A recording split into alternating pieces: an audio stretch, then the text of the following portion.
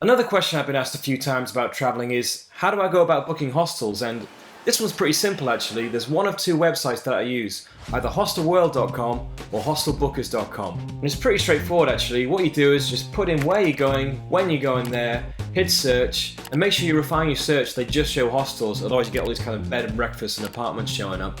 And then they should be ranked by rating, and as a general guide, I never go for a hostel below 80% rating. Then just click on a hostel, check out what facilities it's got. The main things I'm looking out for is how good is the location and how good is the atmosphere. For the location, you don't want to be a hostel that's going to be really far away from the places you want to visit and hang out in, because otherwise you'll waste lots of money commuting back and forth. And then for atmosphere, the best thing about staying in a hostel is a good atmosphere and making new friends. So have a look at the rating, but also spend a little time reading reviews and seeing what people say. Because some hostels have a good rating because they're clean, they've got good beds and nice showers and stuff, but actually have rubbish atmosphere. And if you're going to stay somewhere with no atmosphere, you may as well be in a hotel. So have a read of the reviews, see if people recommend it, it's got a good common room or a bar. And this works the other way as well, because people might say it's a great party hostel, but that might not be what you're after. Then once you've found a hostel you're happy with, either go ahead and book it, or if you've got a bit more time, compare the prices between Hostelworld and Hostel Bookers, because sometimes one's slightly cheaper than the other.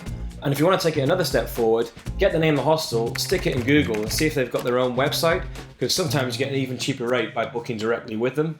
Now when you're actually on your trip, it's always good to chat to other backpackers who've been to the places you're going to, because they'll be able to recommend some hostels to you, and sometimes there's these hidden gems that aren't on any of these websites.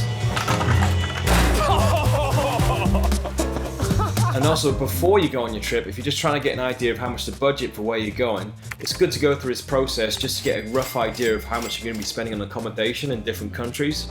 And the last thing to say is, I know some people are going to say, hey, I don't bother doing any of this, I just rock up and just try and find a hostel when I get there.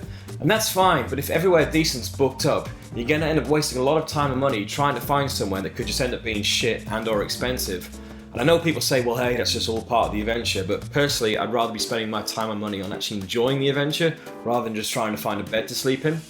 And that's it. That's how I book and budget for hostels. Pretty straightforward, like I said, but I'm going to try and do a few more of these tips videos. So if you've got anything particular you want answered, just leave it in the comment section and I'll try and get back to you. And I've got to say, there's been so much lovely feedback for the videos on YouTube. I really appreciate it. It really does mean a lot. So if you want to see more tips videos and you want to see more documentaries, I've got a ton more trips coming up, loads more new adventures, then just hit subscribe and I'll see you next time. Cheers.